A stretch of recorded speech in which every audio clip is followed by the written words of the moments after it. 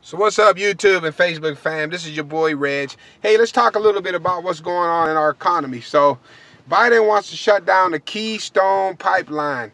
So we got this big old pipeline running from Canada down into America. It brings crude oil in. So Biden wants to shut that down, and that's going to be interesting to see how that affects gas prices. That's going to be, and of course, that's going to eliminate jobs and there's going to be a whole lot of things. There's going to be a lot of repercussions behind that move. So we're just going to have to pay attention to see how that whole thing unfolds. Another thing that Biden wants to do is he wants to eliminate fracking. So now we got all of this ingenuity. Now we can, through fracking, we can extract oil and gas from the earth. We don't have to rely on foreign oil. We don't have to rely on Middle Eastern oil, but he wants to eliminate that. Again, that's going to have, I believe, an impact on our gas prices. That's going to have an impact on our utility bills and, gas bills in our homes and different things like that. Another thing he wants to do is he wants to plug us back into the Paris Climate Agreement. Trump took us out of the Paris Climate Agreement, but he wants to plug us back into that Paris Climate Agreement. And so the Paris Climate Agreement centers around this whole thing about global warming, that we're going to destroy the earth if we don't stop all of these carbon emissions and all of these different things. Let me just say this right now. When Jesus Christ, this earth will be completely intact when Jesus Christ returns to set up his throne in the city of Jerusalem. The next major event on God's prophetic calendar is the rapture of the church. There'll be a 7-year tribulation period. 21 judgments will be poured out on the earth. You can read about that you can study Revelation 6 through Revelation 19. You'll read about the 21 judgments, the 7 seal judgments, 7 trumpet judgments, 7 bowl judgments. And they're going to be doing all kind of weird things to each other down here. They're going to be dropping nuclear bombs on each other down here and doing all kind. It's going to be total chaos, but the earth will be completely intact when Jesus Christ returns to rule and reign on the throne of David from the city of Jerusalem for 1,000 years. So also, we know, just based on Genesis chapter 8, verse 22, that the earth will never be destroyed. If you study Genesis chapter 8, verse 22, it says, as long as the earth remains, seed time and harvest, cold and heat, summer and winter, and day and night shall not cease. Let me say that again. As long as the earth remains, seed time and harvest, cold and heat, summer and winter, day and night shall not cease. Think about that. Summer and winter shall not cease. And we know that it's not going to cease because this is a world without end. Isaiah chapter 45, verse 17, and Ephesians chapter 3, verse 21. So the rapture happens next, the 7-year tribulation period, and Christ returns to set up his kingdom in the city of Jerusalem. He rules and reigns on the throne of David from the city of Jerusalem for 1,000 years. You can read about that in Revelation chapter 20, verse 4. And then the earth is renovated by fire. So there's going to be a global warming. It's just going to happen when God's ready for that to happen. The whole entire earth will be renovated by fire. The earth will be purged and cleansed of all of its impurities. And it'll be we'll just say recreated, and it'll be better than the Garden of Eden. Let's just put it that way. So we don't have to worry about global warming. We don't have to worry about the Paris Climate Agreement. But remember, we're not wrestling against flesh and blood. We are wrestling against principalities, against powers, against the rulers of the darkness of this world, and against spiritual wickedness in high places. So this whole thing, this Paris Climate Agreement, all centers around the global reset, the global government. And so Satan has been working tirelessly behind the scenes to create this new world order. Satan wants to unite the world into a global government. Why would Satan want to unite the world into a global government? Because he wants to unite the world against God. He tried to do it back there at the Tower of Babel. Nimrod, what did he do? He tried to unite the world into a global government because he wanted to unite the world against God. So what Nimrod failed to do at the Tower of Babel, the Antichrist is going to attempt to do after the church is raptured out. Let's unite the world into a global government so that we can unite the world against Jesus Christ at the Battle of Armageddon. Satan's plans will fail miserably. But anyway, so let's get back. Let's talk a little bit about this this Paris Climate Agreement. Now, there's going to be some things that will happen under the Paris Climate Agreement. Now, under the Paris Climate Agreement, they're going to want us to upgrade our electrical units. They're going to want us to upgrade our heating and cooling units, and that's going to cost thousands of dollars. So think about that.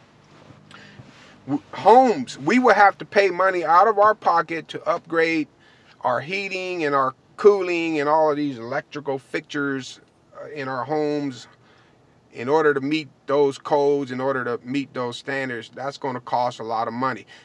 Buildings will have to upgrade their heating and cooling units and all of their electrical fixtures. But here's the one that really got me.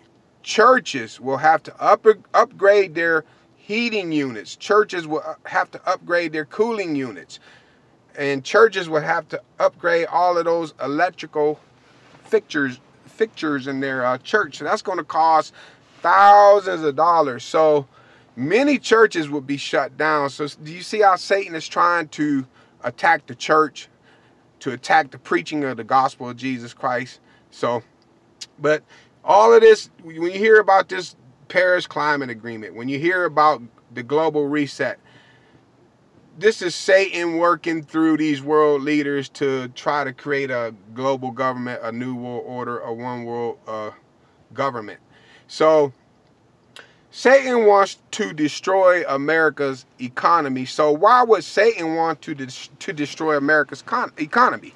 Say, you know what? If we were allowed, if God would allow us to see into the spiritual realm, I did a teaching on demonic principality spirits a few days ago. How different demonic principality spirits are ruling over nations. Demonic principality spirits are ruling over empires and different things like that. And that explains all of these national trends. Why nations tend to head towards socialism, why nations tend to head towards communism. But if we were allowed to see into the spiritual realm, I believe that we would see demonic principality spirits hovering right over Washington, D.C. right now, specifically over the White House and over the Capitol building. And so anyway, and they want to, these demonic principality spirits, you know, Satan is trying to usher in, he wants America to become a socialist nation. He's trying to usher in socialism. Socialism always leads to communism. Communism is the government of the Antichrist. So Satan knows that if he can bring America down economically, he can bring the world down economically and usher in that one world economic system that you read about in Revelation chapter 13, verses 16 through 18, Revelation chapter 14, verse 9 through 11, Revelation 15:2, Revelation 16:2, Revelation 19:20, and Revelation chapter 20, verse 4. So anyway, another thing that Satan knows is America always, traditionally, America comes to Israel's defense. That's just a historical fact. So if he can bring America down economically, then during that that soon coming Gog and Magog war that you read about in Ezekiel chapter 38 and 39. If you study Ezekiel chapter 38 and 39, it's the Gog and Magog war. That's when Russia and Iran and a whole host of Arab Islamic nations are going to attack Israel and try to wipe Israel off the face of the map. It's not going to happen. God is going to intervene, shut the whole thing down. And but Satan wants to wipe Israel off the face of the map. Now, America is really not mentioned in end time prophecy. It's some Bible prophecy teachers believe that, well, I see glimpses of America in Jeremiah chapter 50, Jeremiah chapter 51, Isaiah chapter 18.